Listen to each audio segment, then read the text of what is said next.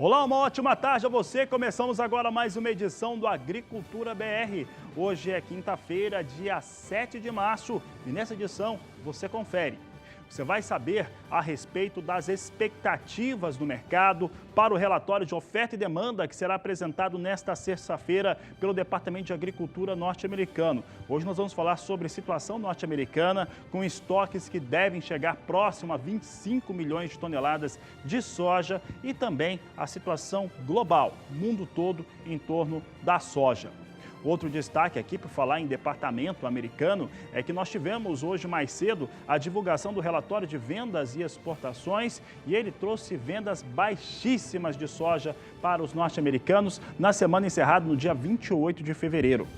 Durante essa edição de Agricultura BR, você vai acompanhar também um estudo feito pela equipe que mostra a situação na Argentina em áreas produtoras de milho e soja, principalmente a conhecida província de Santa Fé, terceira maior produtora da Argentina. Por quê? Porque por lá chuvas fortes atingiram, teve inundações e já afeta a capacidade agrícola daquela região, como foi informado pelo governo do país. Então você tem um estudo climático hoje a respeito do assunto.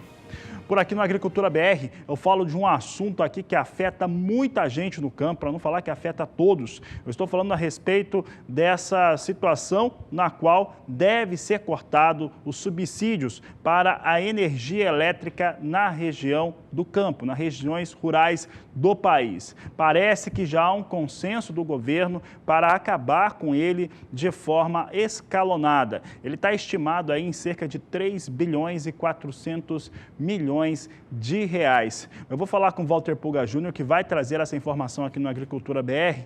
Pulga, essa é uma situação que encarece a produção no campo, vai encarecer tanto a estadia de quem mora no campo, mas também a produção rural de maneira geral. E uma hora essa conta chega ao consumidor e quando chegar, também mudam os índices de inflação. Será que esse pensamento está certo? Pulga, boa tarde, seja bem-vindo. Boa tarde a você, boa tarde a todos. Olha, Fabiano, se é uma decisão acertada ou não, saberemos mais adiante. Mas o fato é que o ministro da Economia quer cortar todo tipo de subsídio que pode, de alguma maneira, aumentar as contas do governo. No caso da energia elétrica, quem paga é o consumidor, né? Mas o governo já prepara um novo decreto e vai mesmo regulamentar a eliminação do subsídio, ou seja, do fim do desconto na energia para consumidores rurais de todo o Brasil. Esse benefício custa, e você lembrou bem, 3 bilhões e 400 milhões de reais por ano e é pago por todos nós, consumidores de energia elétrica. Agora, há um consenso já no governo de que esse subsídio deve acabar, mas de forma escalonada, você lembrou bem isso.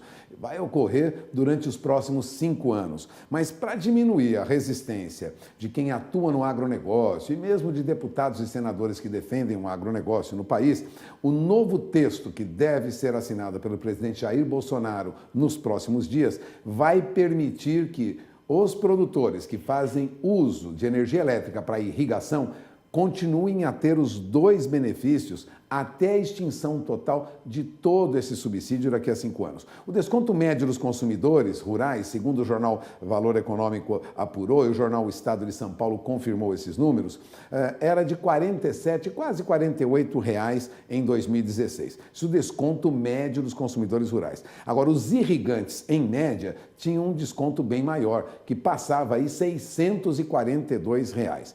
Além de permitir que os irrigantes acumulem benefícios, o novo texto determina que a Agência Nacional de Energia Elétrica, né, a ANEEL, fiscalize a concessão dos subsídios aos produtores rurais. Essa obrigação já faz parte da legislação anterior, mas o trabalho da ANEEL, é importante lembrar, foi muito criticado pelo Tribunal de Contas da União, que constatou aí indícios de fraude na concessão desses subsídios. Agora, esse novo decreto que será enviado à Casa Civil nos próximos dias, para ser assinado pelo presidente Jair Bolsonaro, foi construído por vários ministérios. E participaram lá o Ministério da Agricultura, o Ministério do Desenvolvimento Regional, o Ministério da Economia, até o Ministério das Minas e Energia, Casa Civil e também representantes da Agência Nacional de Energia Elétrica. Portanto, é um um decreto que vai às mãos do presidente Jair Bolsonaro com a concordância de diferentes áreas do governo.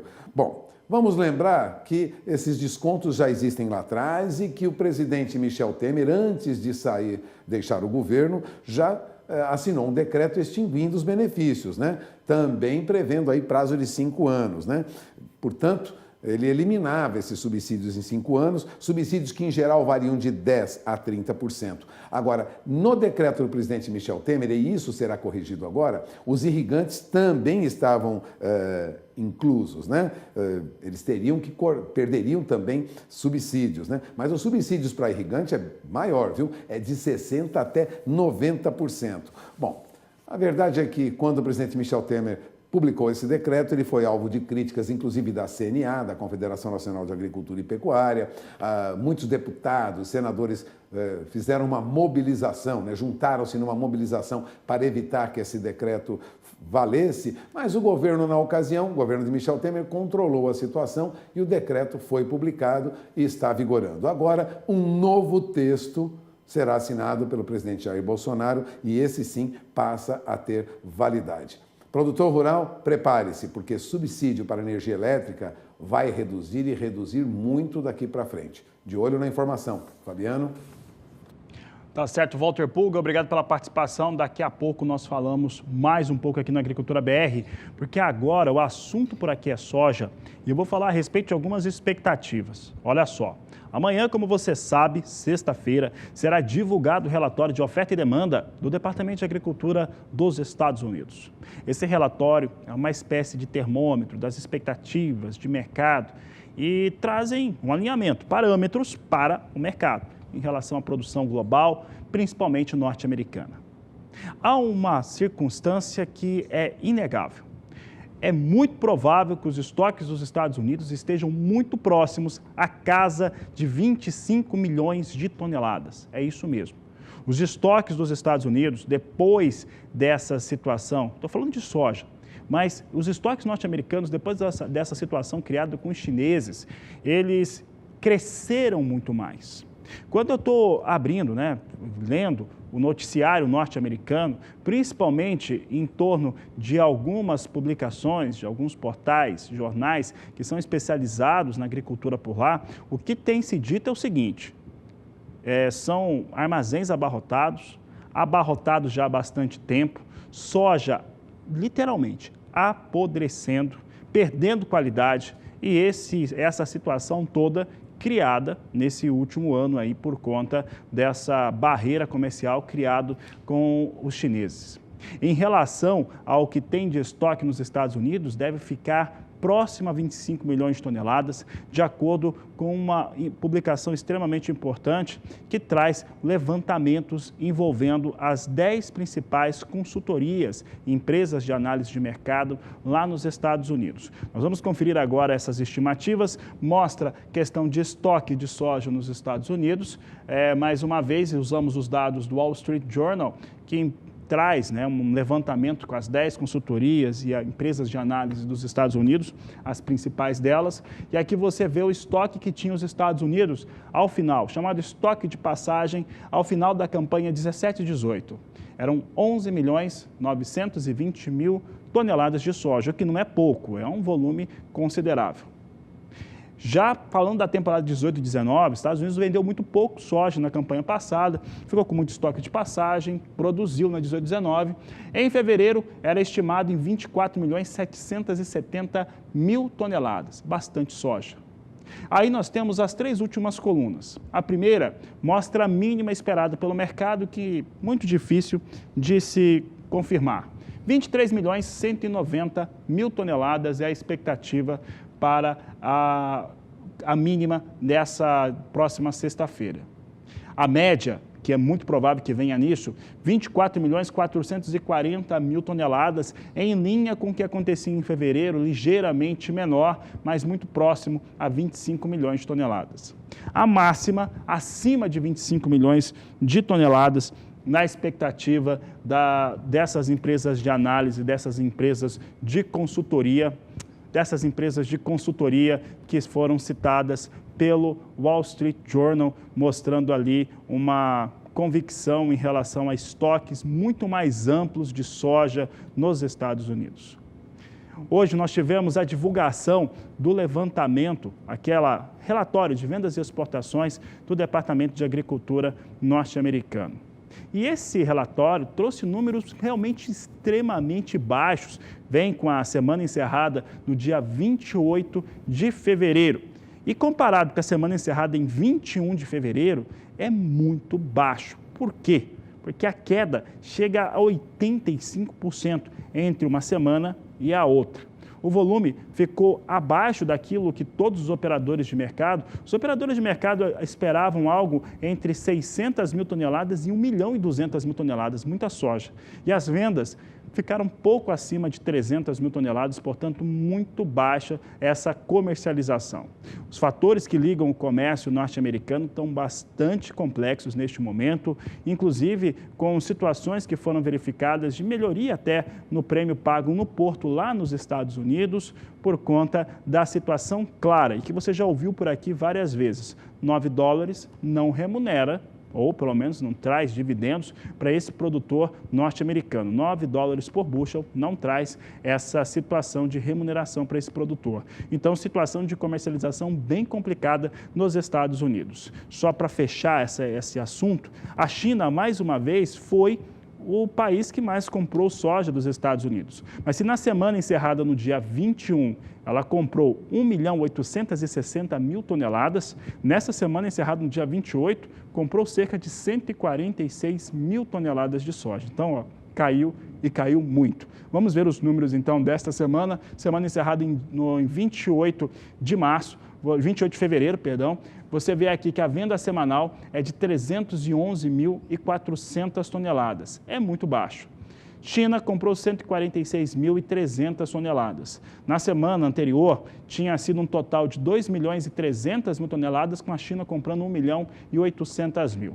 Na safra, a campanha atual chega a 39.260.000 toneladas de soja. A meta de exportação para essa campanha é de 51.030.000 toneladas. Esses são os números que nós destacamos aqui em torno das exportações de soja dos Estados Unidos. Um dado importante a respeito desses números aqui apresentados é que continua-se aguardando posicionamento em torno da comercialização, ou seja, aquele acordo entre China e Estados Unidos, ele precisa ocorrer para ter esse destravamento de mercado.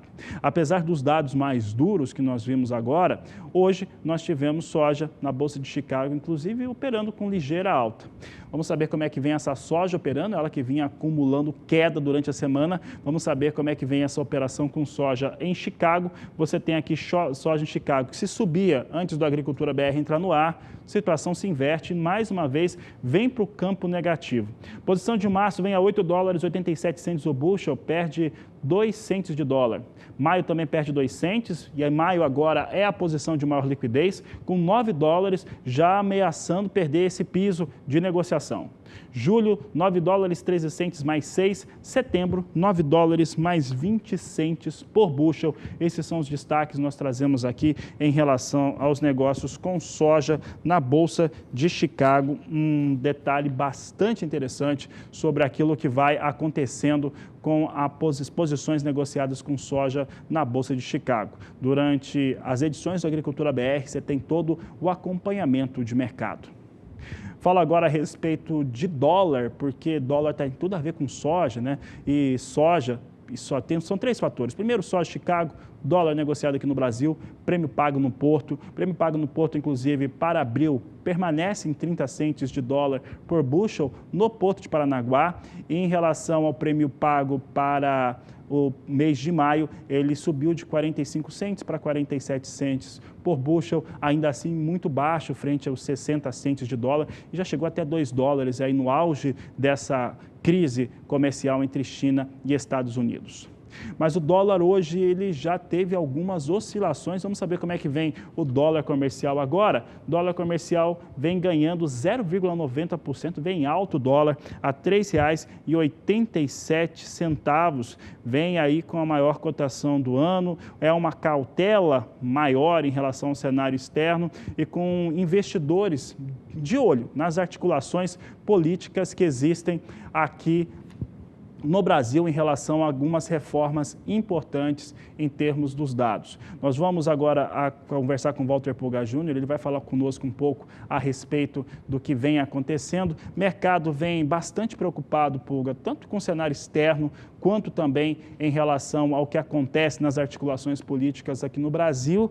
Há uma suspeita ou há uma situação de mercado de não acreditar tanto na reforma previdenciária como ela foi proposta para o governo. Ela provavelmente terá alterações e isso já deixa o mercado bastante preocupado e dólar dispara.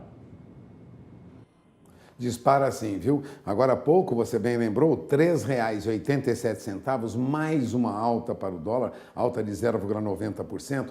Agora vamos lembrar que o dólar é realmente um problema, porque ele sofre, Fabiano, muitas variações, muitas interferências, né? Por isso varia muito. Aliás, hoje um artigo do jornalista Roberto Tolotti, do Infomoney, lembra que existe uma máxima no mercado financeiro, né? De que o câmbio é um destruidor de reputações. Muitos economistas fazem previsão para o câmbio, olha, vai ser 3,70, 3,60, vai cair, e acabam perdendo o nome em função dessa variação acentuada no dólar, porque as influências sobre as moedas são muito grandes. Olha, o que ocorre é que nesse artigo do Infomoney, divulgado agora há pouco, alguns dos economistas que mais acertaram ao responder à pesquisa Focus do Banco Central sobre dólar no ano passado, já apontam o dólar na faixa de R$ 4,00 ainda este ano.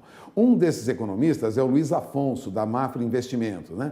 Para alguns deles, o câmbio em 2018 vai mesmo chegar a R$ 4,00. Segundo, por exemplo, o Luiz Afonso, né, da Mafra Investimentos, 2019 terá muita volatilidade, principalmente no exterior, e dados que ainda estão por vir. Acho difícil o dólar cair abaixo de 13,70. Ele vê um cenário, como você lembrou agora, muito parecido, né? A maioria dos economistas vê esse cenário ruim para o dólar em função do crescimento mais fraco da economia dos Estados Unidos. Também maior protecionismo com a disputa entre Estados Unidos e China. E mais do que isso, desaceleração maior do que o esperado na economia chinesa. Se apenas um desses fatores, disse Luiz Afonso, começar a dar sinais mais fortes, o mercado deve reagir ainda com o dólar em alta, se aproximando de R$ 4,00. Bom, o Bruno Lavieri, economista da 4E Investimentos, que ficou em segundo lugar no ano passado na categoria do curto prazo, né, ao analisar dólar,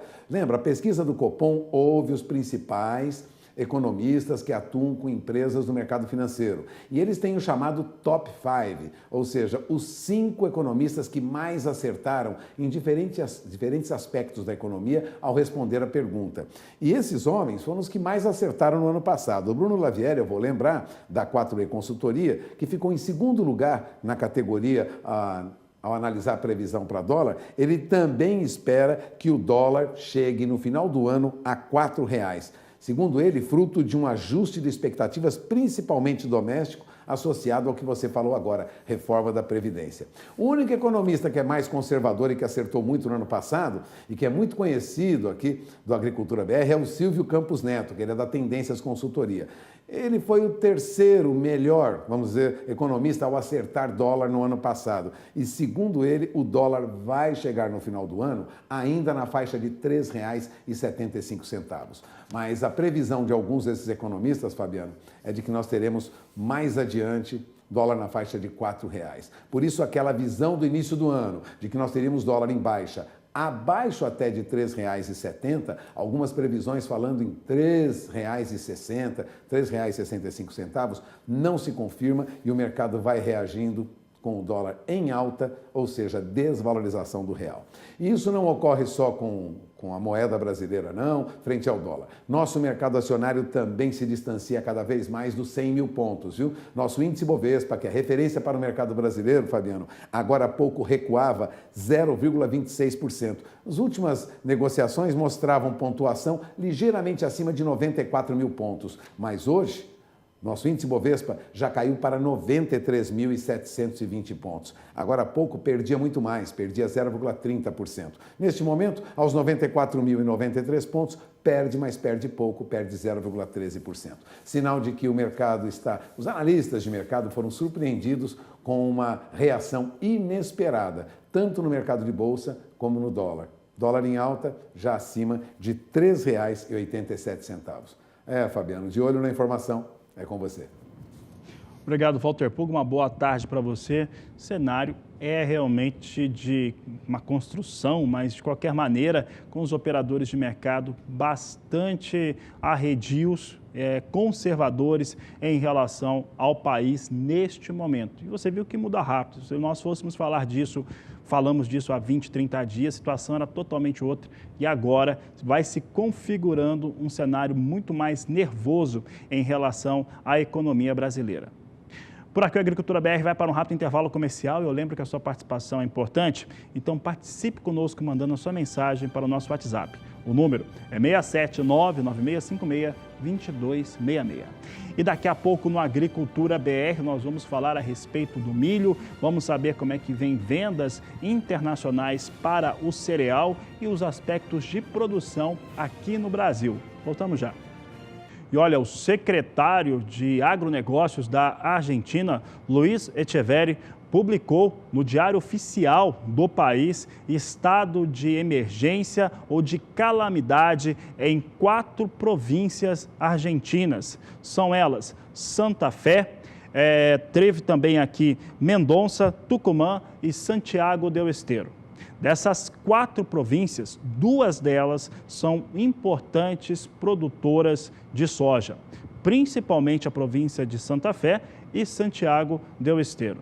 De acordo com o que foi publicado no Diário Oficial da Argentina, por lá, as chuvas intensas, tempestades, chuva de granizo e baixas temperaturas afetaram a capacidade produtiva dessas 2 províncias e também as instalações, principalmente com muita coisa quebrada por conta dessa chuva de granizo que caiu sobre as 4 províncias, mas principalmente essas 2 que são produtoras de soja. Especificamente, a de Santa Fé, ela tem uma importância muito forte para a Argentina. É a 3ª província ou estado de maior produção, tanto para soja quanto para milho. E é por isso que é destaque aqui no Agricultura BR. Veja conosco como é que essa produção ela é expressiva. Aqui o destaque que eu trago é em relação aos dados da Bolsa de Comércio de Rosário e Córdoba. Você vê aqui que soja tem uma produção estimada em 10.420.000 toneladas, milho 5.990.000 toneladas nesta safra. É o 3º maior produtor de grãos da Argentina, província de Santa Fé. Por lá, portanto, tem uma relevância muito grande. E o que aconteceu na Argentina? E agora eu falo de clima especificamente nesta região de Santa Fé. Essa província de Santa Fé, ela tem uma média anual de chuvas que vão caindo, que vão acontecendo durante o mês de março, que fica na casa dos 140 milímetros. E nesses últimos dias, tivemos uma chuva de 144 milímetros sobre a província de Santa Fé, mostrando uma situação muito mais intensa de chuvas para esta região da Argentina. A Argentina, ela recebeu chuvas em 4 províncias um pouco mais intensas e essas precipitações, elas vêm se mostrando bastante expressivas nos últimos 3 dias. O mapa ali climático da Argentina mostra isso de maneira muito clara. A expectativa é que Santa Fé, e aí eu foquei bastante em Santa Fé porque ela é a 3ª maior produtora de grãos de lá.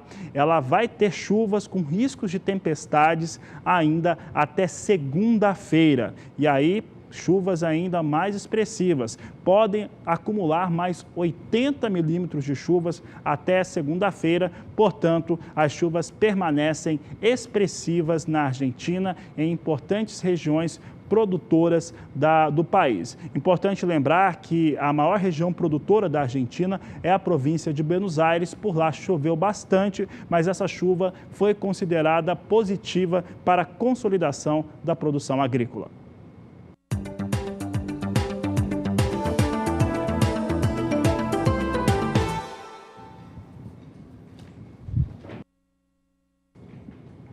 A Agricultura BR destaca agora o relatório de vendas e exportações do Departamento de Agricultura dos Estados Unidos. Para o milho, houve vendas expressivas até nesta semana encerrada no dia 28 de fevereiro. Ficaram abaixo de 1 milhão de toneladas, mas dentro daquilo que o mercado esperava. Vamos aos números de vendas e exportações de milho dos Estados Unidos. Semana encerrada em 28 de fevereiro, semanal de 969.700 toneladas. Na safra, os norte-americanos já venderam 40.510.000 toneladas. A meta, que já está muito próxima de ser batida, é de 44.080.000 toneladas. Eu destaco ainda que houve vendas na ordem de 280.900 toneladas para entrega na campanha 2019-2020. Mas um fator importante de se observar aqui, curioso pelo menos, é que neste momento as vendas, e já vem há algum tempo, as vendas de milho nos Estados Unidos têm um volume maior que a de soja. Isso é histórico, não é algo comum.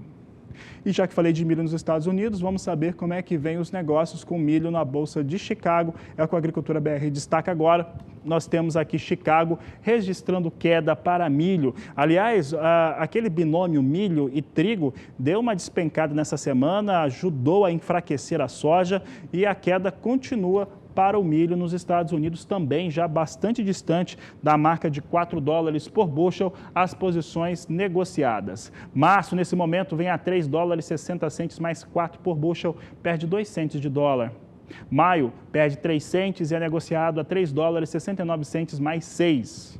Posição de julho também caindo, $3,78 mais 2 por bushel. E setembro, $3,85 por bushel. São os negócios que destacamos agora com milho na Bolsa de Chicago.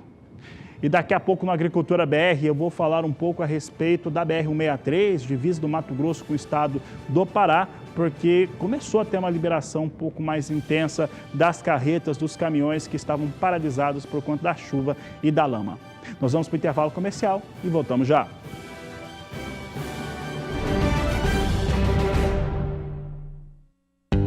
Sucesso em 2018. 9 horas de leilão. Grandioso, inovador, lucrativo. Vem aí a segunda edição do Mega Leilão da MB Leilões. Os melhores negócios estão aqui. A qualidade da pecuária que você já conhece com selo de garantia e rentabilidade. Tudo ao vivo pelo Canal do Boi. Em maio, certeza de sucesso. É com a MB Leilões na tela do Canal do Boi. Informações 6530569050 ou acesse nossas mídias sociais. Oferecimento Mitsubishi Motors. Drive Your Ambition. Proteja seu rebanho com o melhor indectocida.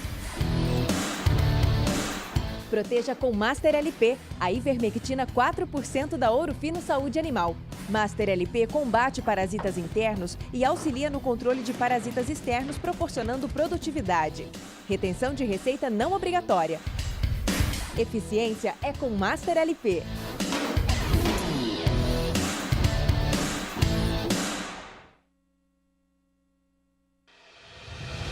A Dispec do Brasil é uma gigante da pecuária brasileira. Possuímos uma das maiores produções de insumos pecuários do Brasil.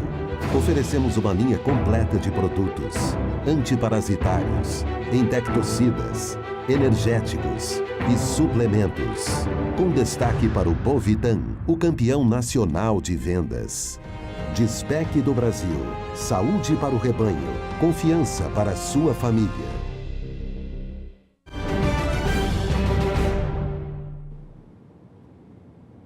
E com excesso de chuva, desde o final de semana, a BR-163, entre Mato Grosso e o estado do Pará, continua paralisada. E isso faz com que perdas comecem a ficar muito mais expressivas. É o que você vai acompanhar agora na reportagem de Valdir Pacheco.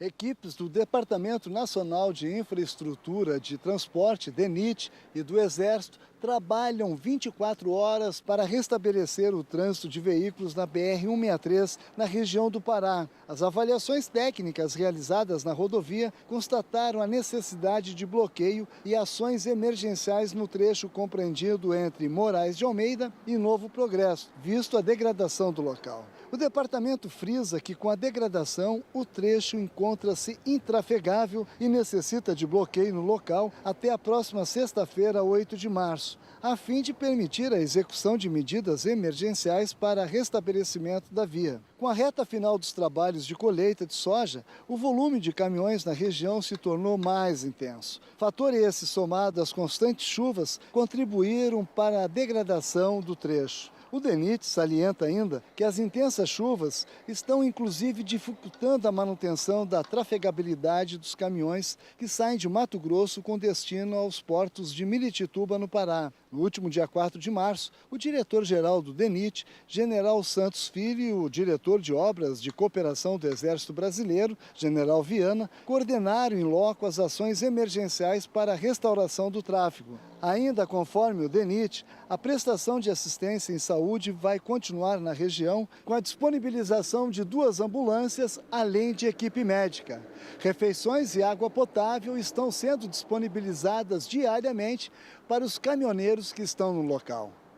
De Sinop, Mato Grosso, Valdir Pacheco. Bom, e amanhã a situação deve começar a ser amenizada. É porque nesta sexta-feira deve ser liberado, começar a liberar os caminhões e as carretas que estão paralisados por lá. Quem nos traz as informações é Catarina Martorelli.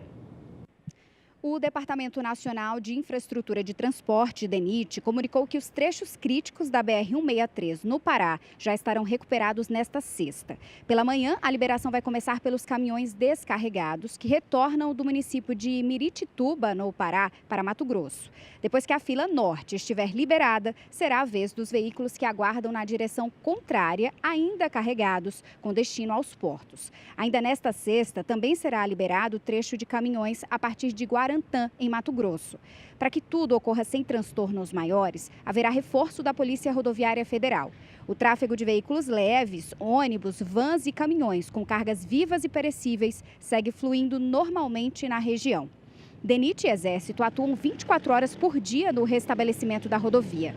A visita técnica durou mais de 12 horas. É que o trecho entre Moraes Almeida e Novo Progresso está bem degradado por causa do maior fluxo de caminhões este ano na região e das fortes chuvas. Segundo o DENIT, os caminhoneiros que estão na região aguardando o desbloqueio da via estão recebendo assistência de saúde com médicos e 2 ambulâncias. Eles também têm acesso a refeições e a água potável. De Brasília, Catarina Martorelli. A situação é grave mais uma vez e a expectativa é que isso seja asfaltado o mais rápido possível, que se tenha condições para escoar e que melhore essa logística no Brasil, que realmente é muito complicada, pelo menos até a Ferrogrão começar a operar no país. E olha, nesse mês de março nós vamos ter grande leilão judicial com oferta de 2 propriedades que estão localizadas no estado de Mato Grosso, uma no Porto de Gaúchos, município, e também em Tupurá. É o que você acompanha agora. O leilão será conduzido em 2 praças. A primeira terá início em 14 de março, às 2 da tarde. Se não houver lance igual ou superior à avaliação dos 3 dias subsequentes ao início da primeira praça, a segunda praça segue sem interrupção, começando no dia 21 de março, às 2 da tarde, com encerramento no dia 15 de abril, às 2 da tarde. E atenção para a condição: o valor mínimo para venda em segunda praça corresponderá a 50% do valor de avaliação. Conheça um pouco dos imóveis. Lote 1, Fazenda Vale do Verde 8, com área de 740 hectares da gleba Alvorada ou gleba CBPO, situada em Porto dos Gaúchos, Mato Grosso.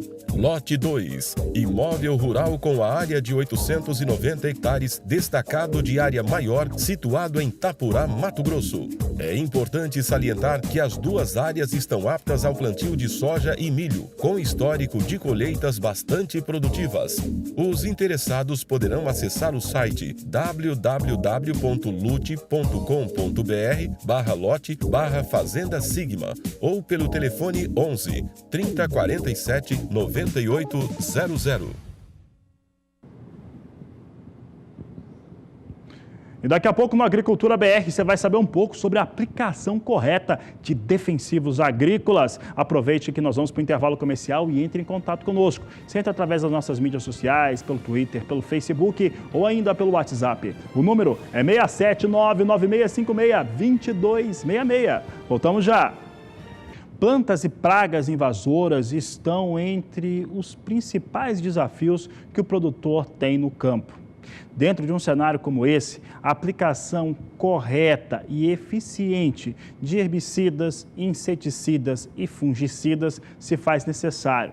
Essa aplicação correta evita gastos desnecessários e gastos a mais. É o que nós vamos agora ver numa reportagem da Nelise Nicolodi, algumas dicas importantes para fazer com que o rendimento e os resultados sejam melhores. Os defensivos agrícolas são aliados do produtor rural para reduzir perdas e aumentar a produtividade da lavoura. Mas para ter esses benefícios, o produtor precisa levar em consideração alguns critérios. Eu vou conversar com o engenheiro agrônomo e consultor Felipe Moura. Felipe, tu costuma dizer, para os teus clientes que ele precisa estar de olho não em fazer a pulverização da lavoura, mas sim a aplicação. Por quê? Isso é só uma terminologia ou tem realmente resultados comprovados? Sim, tem resultados comprovados. Na verdade, é uma questão de conceito, O slogan da empresa nossa, da Moura Consultoria, já diz: aplique mais, pulverize menos. Como assim? Porque no momento que eu estou transformando um determinado volume de calda em partículas menores, em gotas, eu estou com um borrifador aqui, borrifando. Tem um avião largando gotas aqui, um avião agrícola. Tem um pulverizador terrestre lá produzindo gotas, ele está pulverizando. Se essa gota for efetiva, se ela chegar no alvo, na quantidade certa, carregando o produto que precisa chegar até esse alvo, numa condição ambiental compatível com o tamanho dessa gota, ou seja, que permita que ela chegue no alvo, seja absorvida, seja efetiva, aí está se transformando numa aplicação. Então, toda a aplicação é uma pulverização. Mas nem toda a pulverização, infelizmente, está sendo convertida em aplicação. Então, a aplicação é uma pulverização que deu certo, digamos assim, A aplicação é uma pulverização que foi efetiva. Se eu estou pulverizando, não quer dizer que eu estou aplicando, mas se eu estou aplicando, sim, eu preciso saber pulverizar. Tu tem aqui mais de 3.000 parcelas, demonstrando aí a questão da aplicação dos defensivos. O que tem de novidade? O que tu está mostrando para o produtor rural que realmente é eficiente para ele trabalhar na lavoura? Nós focamos, nós trabalhamos com a interferência do pH da cauda no controle da ferrugem asiática, com diferentes fungicidas, e focamos no ensaio que é repetido já há alguns anos, que é são 9 padrões de aplicação, variando o tamanho de gota e volume de cauda, em 3 horários. E é um ensaio que para nós é importantíssimo, ele constrói posicionamentos, Ele constrói, ele atualiza, ele reorganiza nossos posicionamentos. Então, esse ano nós trabalhamos bem focados, pH de cauda e volume de cauda, cruzado com tamanho de gota e horário de aplicação. O que tu tens comprovado em relação aí ao horário de aplicação, produtos misturados ou não, que a gente possa levar para o produtor rural? O horário de aplicação é altamente impactante, nós conversávamos agora há pouco. Nós abrimos, para quem esteve presente aqui, nós passamos um resultado do ano passado, desse mesmo ensaio igualzinho, nós passamos os resultados de produtividade. Esse resultado estava em forma de percentual de incremento em cima da testemunha, Nós temos incrementos de 40% e incrementos de 20% em cima da testemunha, somente variando horário de aplicação cruzado com o tamanho de gota, cruzado com o tamanho de calda, ou seja, somente variando como aplicar, como fazer essa aplicação. E se falar em 40% para 20%, vamos pegar uma soja de 60 sacos por hectare, Nós estamos falando em 12 sacos a mais e em 24 sacos a mais. Então, nós estamos falando de uma amplitude de 12 sacos de diferença, somente variando o como eu fiz essa aplicação. 12 sacas de soja, Então, isso é altamente impactante. Isso pode definir em muitas regiões do estado do Rio Grande do Sul o arrendamento, o custo de oportunidade da área, né? Felipe, tu tem rodado não só o Rio Grande do Sul, né, mas também outros estados. Essa nossa diferença de clima também tem que ser levada em consideração quando tu está falando de Rio Grande do Sul, quando tu está falando de Mato Grosso? Com certeza, com certeza. A questão climática muda bastante, mas mesmo assim a gente consegue fazer muitas correlações, né? O que eu busco fazer, por exemplo, eu vou fazer um trabalho no Mato Grosso, a gente busca dados climáticos de lá para tentar achar, eu tenho uma referência de uma aplicação às 8 da manhã. Às 8 da manhã aqui, quem sabe sejam às 9h30 lá. Né? Não só no fuso horário, que também é diferente, não no fuso horário, que é diferente também, mas não é nessa linha, mas às 9 da manhã a condição de evaporação da gota, a condição da planta, quem sabe às 8 seja aproximadamente às 9h30 lá. Né? Não exatamente, mas a gente consegue fazer algumas correlações interessantes. Agora cada região é uma região e muda bastante, principalmente no que tange ao horário da aplicação, que vai definir a estratégia operacional do produtor. Né? Como vai se comportar a condição climática dentro do dia, define toda a estratégia operacional da fazenda. Se ele consegue trabalhar com volume de cauda mais baixo, se ele precisa elevar o volume de cauda. Né? Uma redução de volume de cauda pode significar 30%, 40% a mais de rendimento. Né? Pode significar eu deixar de precisar ter 4 pulverizadores e ter 3. Né? E isso está diretamente ligado com a condição climática da região. Então, nós temos cada vez mais batido em cima do ponto que a tecnologia de aplicação ela não é um ajuste fino, ou não é mais um ajuste fino. Né? Ela passa a ser um ponto importantíssimo, porque ela está definindo a eficiência de todo aquele produto fitossanitário que está indo para a área, definindo também o nível de segurança dessa aplicação. Né? Cada vez mais a preocupação com o meio ambiente está aumentando, ela aumenta também por parte do produtor, isso para nós está muito nítido. Né? O produtor não quer mais fazer de qualquer jeito, ele quer saber o que ele faz com aquele resíduo, ele não quer mais jogar em qualquer lugar, ele não quer mais fazer, ele quer saber o telefone da empresa que vem recolher se ele tiver um problema no tanque. Então esse aspecto está mudando muito, né? E que bom. O produtor está buscando esse conhecimento? Tá, não só no que vai vir para o bolso dele, mas também na questão ambiental, né? Que está relacionada à tecnologia de aplicação. Isso para nós está muito claro. Né? E a Coan Consultoria e o Canal do Boi realizam entre os dias 12 e 14 um encontro técnico de confinamento, gestão técnica, que vai trazer para você uma série de informações importantes para o seu negócio na pecuária. É uma visão da pecuária no futuro e também o Brasil nos dias atuais. Confira mais informações.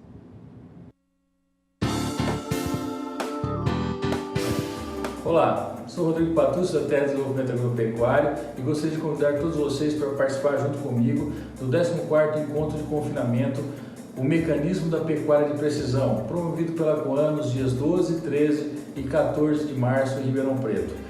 Juntos teremos a oportunidade de discutir quais são os indicadores de grande impacto para uma pecuária a pasto que seja realmente lucrativa. O objetivo da nossa palestra, que será realizada no dia 14, é determinar os caminhos que o produtor pode seguir para alcançar esse lucro e entender quais são os números inteligentes que ele deve monitorar para saber se ele está ou não alcançando esse resultado. Aguardo todos vocês lá e vai ser um grande prazer encontrá-los.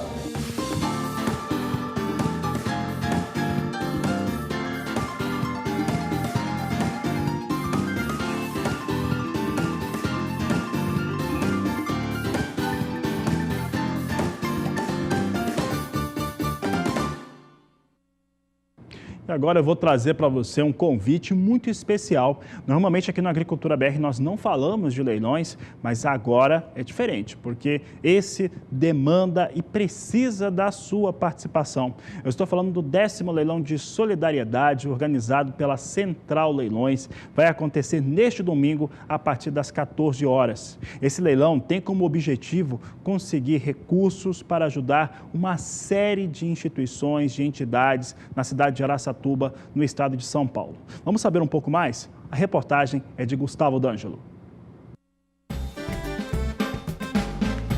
Tradicional evento de arrecadação de recursos para entidades beneficentes de Araçatuba e Birigui, o Leilão da Solidariedade chega à sua 12ª edição em 2019, com o tema O Amor ao Próximo Me Move.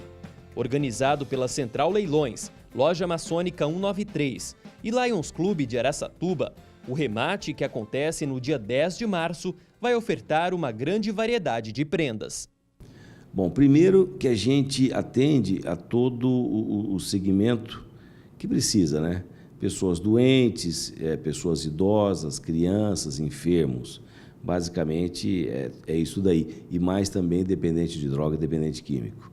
Então, eu acho que aquele mal que tanto faz para as famílias e para as pessoas de uma maneira geral, nós estamos ajudando a minimizar isso daí, tá? Já arrecadamos aí 160 cabeça de gado, prendas variadas, Pai Day de serviços, tá? Manicure, cabeleireiro, todo mundo doa, até por utensílios domésticos, móveis, equipamentos eletroeletrônicos, que é mais cela, né? Tem um sucesso danado sempre a venda da cela lá do Jair. Tem bicicleta, brinquedo, de tudo. Tudo que vocês pensarem, nós arrecadamos ali e sempre fazendo muita fartura com isso daí. E não esquecendo de dizer também que nós temos camisa autografada de time de futebol, tem o violão autografado, aliás, fica o nosso cumprimento aqui ao Jadson, lá da dupla Jades e Jadson, figura extraordinária, né? Eu pedi para ele, na hora ele assinou o violão, mandou aqui para a gente. Então, e por aí vai. Tem muita gente doando coisa bacana.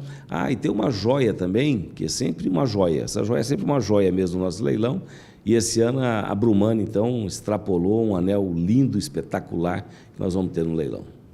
A meta de arrecadação deste ano é de R$ 400 mil, valor que será dividido entre as 11 entidades assistenciais beneficiadas pelo evento, como é o caso da creche Santa Clara de Assis e do Lar Caminho de Nazaré. Aqui na creche Santa Clara de Assis, hoje nós temos um montante de 170 crianças que estão por volta de 4 meses de idade até 4 anos, aonde aqui elas vêm para desenvolver uma série de atividades pedagógicas, monitoradas por nossas atendentes e diretora, e elas permanecem aqui o dia inteiro. Essas crianças, elas são incluídas dentro do nosso quadro em decorrência da necessidade dos pais de trabalharem fora, de terem um trabalho, para que eles possam desenvolver as atividades lá fora e deixando as crianças tranquilas aqui com a gente. O Lar Caminho de Nazaré, por meio do projeto Um Novo Amanhã, atende crianças de 6 até adolescentes de 14 anos que se encontram em situação de risco, próximos aqui do bairro. Sobretudo dos bairros Verde Parque e Águas Claras. Nós atendemos no contraturno escolar. Então, no período que elas não estão na escola, elas estão conosco aqui, realizando atividades de judô, de futebol, informática, música, dança, coral, reforço escolar e também reforço alimentar. O Instituto Procriança, braço social do Sindicato das Indústrias do Calçado e Vestuário de Birigui, também integra o quadro de entidades beneficiadas pelo leilão. A gestora social da instituição destaca a importância do evento. A importância do leilão Solidariedade é muito grande, porque ele custeia um projeto, como esse projeto das crianças, durante o ano. Então, ele é muito importante, ele é vital para a continuação do Instituto Procriança, atendendo muito bem essas crianças. A edição deste ano do Leilão da Solidariedade traz 2 novidades. Uma é o pré-lance, que possibilita registrar no site da Central Leilões o valor do lance a um produto disponível para o remate antes do início do evento.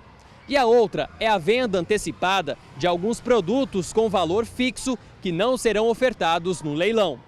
As 2 modalidades estão disponíveis no centralleilões.com.br. Esse ano nós vamos colocar no pré-venda ou na venda valor fixo, primeiro as celas lá do Jair, que o Jair ele é farturento, então eles arrumam, sempre lá tem 10, 15 celas para vender. Então nós vamos colocar essas celas aqui, já está no nosso site lá, centralleilões.com.br, quem quiser entrar e escolher uma cela ali a preço fixo já tem. O pré-lance, nós vamos colocar algumas prendas mais específicas. Nós vamos colocar um botijão de sêmen com 1.000 doses de sêmen que nós ganhamos, tá? Nós ganhamos o botijão, ganhamos 1.000 doses. Isso tudo nós vamos colocar no pré-lance aqui, para mais gente poder participar e lançar.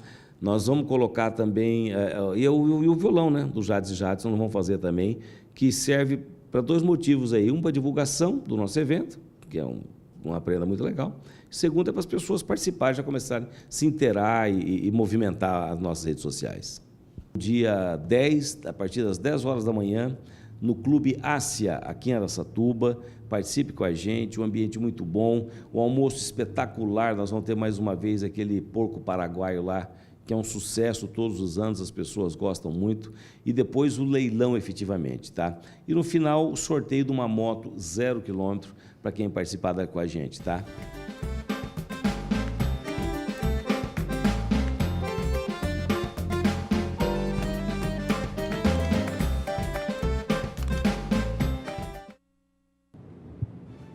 Vou lembrar você, domingo, Agrocanal, às 14 horas, leilão da solidariedade. Participe você também. Olha, daqui a pouco vou trazer uma entrevista muito especial, uma reportagem com uma empreendedora rural. Semana especialíssima, né? Semana da Mulher. Amanhã é o Dia Internacional da Mulher. Aqui a Agricultura BR tem entrevistas também muito interessantes para você. Mas daqui a pouco, mais uma reportagem da série. Nós vamos para o intervalo comercial e voltamos já.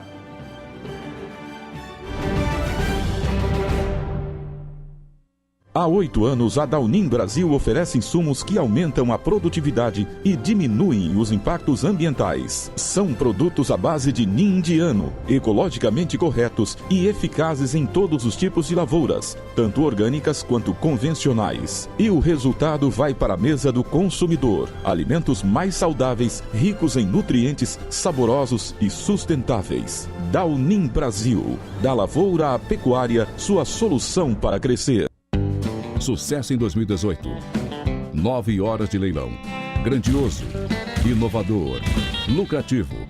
Vem aí a segunda edição do Mega Leilão da MB Leilões. Os melhores negócios estão aqui. A qualidade da pecuária que você já conhece com selo de garantia e rentabilidade. Tudo ao vivo pelo Canal do Boi. Em maio, certeza de sucesso. É com a MB Leilões na tela do Canal do Boi. Informações 6530569050 ou acesse nossas mídias sociais.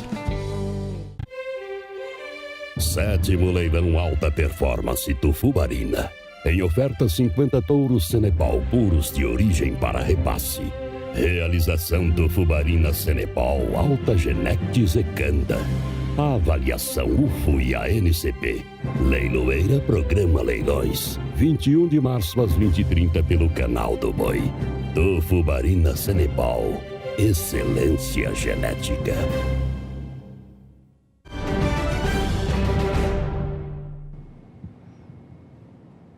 E eu convido você agora a conhecer um pouco da atividade de uma empreendedora rural extremamente importante do estado do Mato Grosso do Sul, Dora Bileco, que conversou com o nosso repórter Vinícius Souza e que você acompanha agora no Agricultura BR.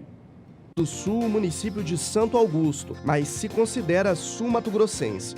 Dora Bileco é arquiteta de formação, mas se tornou uma produtora rural de sucesso, uma história de força e superação.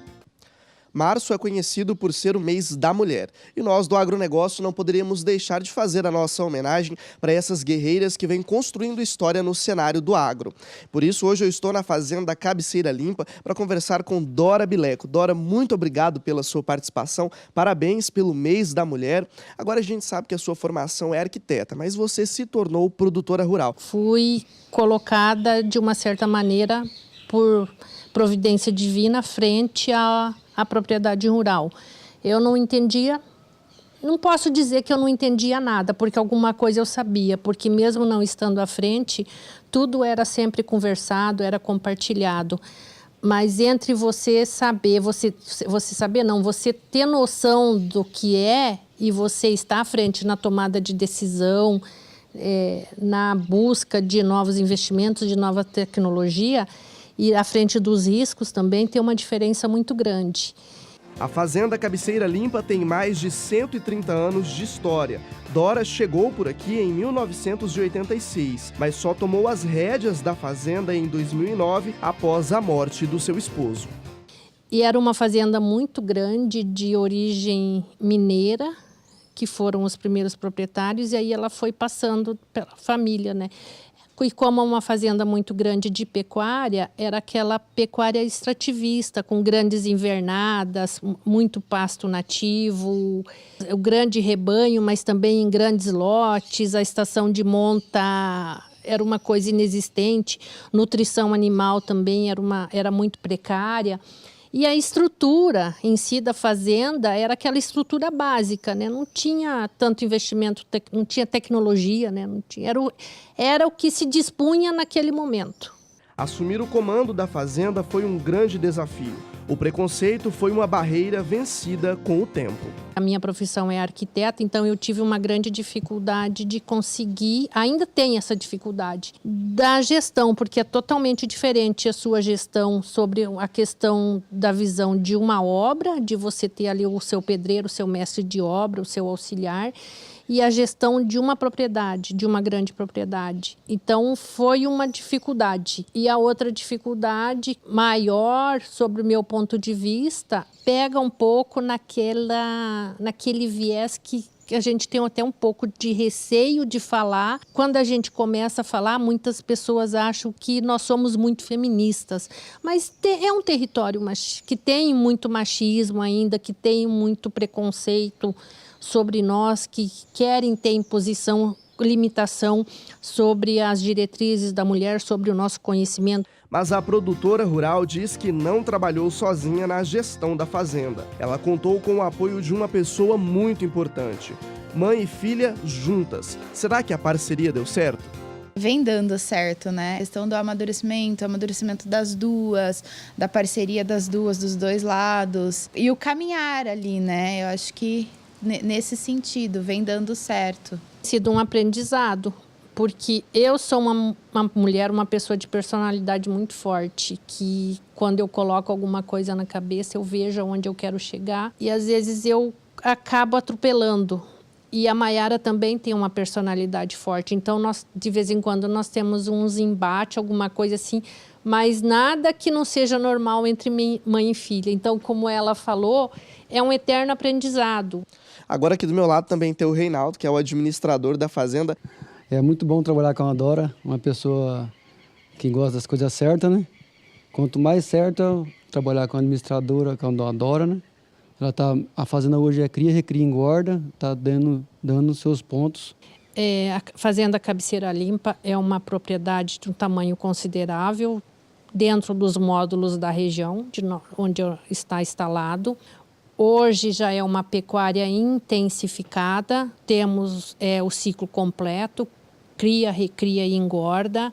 A partir de 2009, como eu falei, eu fui aplicando a tecnologia. Hoje tenho a estação de monta bem definida, o IATF com cruzamento industrial, a finalização de toda a nossa produção. Hoje é toda a comercialização de nossa produção, tanto de macho como de fêmeas. Os descartes também é negociado diretamente com os frigoríficos. Ao lado de sua equipe, a produtora rural continua trabalhando e investindo no futuro. Ela deixou um recado para todas as mulheres que estão dentro e fora do agronegócio. E o meu recado a elas é que nunca deixem de acreditar nos seus sonhos e na sua capacidade de superar os desafios. Parabéns a todas nós, mulheres.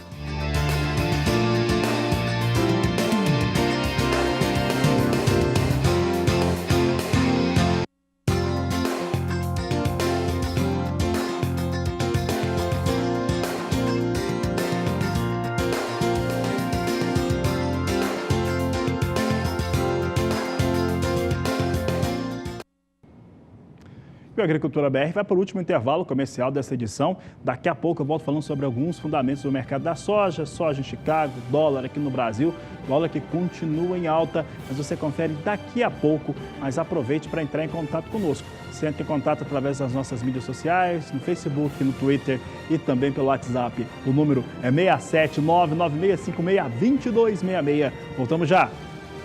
O Agricultura BR traz em destaque agora algumas informações importantes ainda desta semana.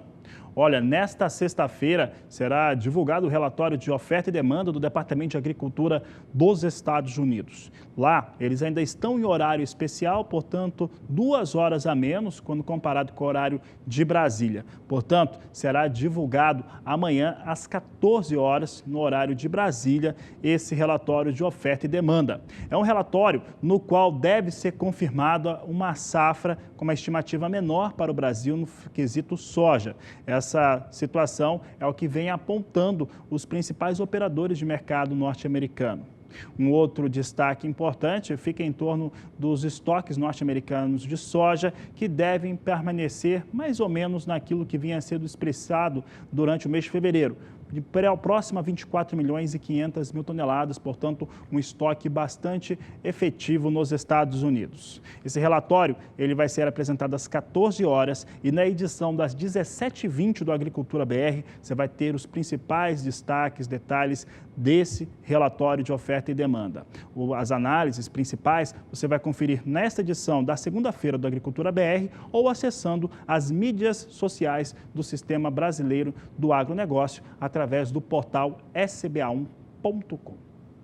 Bom, já que eu falei de Estados Unidos, falei aqui do Agricultura BR, vamos saber como é que vem os negócios com soja na Bolsa de Chicago. É o que você acompanha comigo agora. Vamos saber como é que vem essa operação com soja. Temos aqui as posições agora revertendo a queda, vindo agora na estabilidade, mas com viés de alta. Posição de março, negociada a $8,88, mais 2 por bushel. Ela vem com queda de mais de 1 cento de dólar, mas é importante lembrar que essa posição está migrando para maio. E maio já é a posição de maior liquidez e vem negociada a $9,02, mais 2 por bushel. Julho tem a posição negociada agora a $9,16, mais 4 por bushel. Agosto, $9,22, mais 6 são as posições negociadas com soja na Bolsa de Chicago. Neste momento, já revertendo um pouco aquela situação que se tinha de queda na abertura do programa, vinha perdendo cerca de 2 centos de dólar ao meio-dia 18, meio-dia 19, no horário de Brasília. Agora vem com ligeira alta já dentro da estabilidade para os negócios com a soja negociada nos Estados Unidos.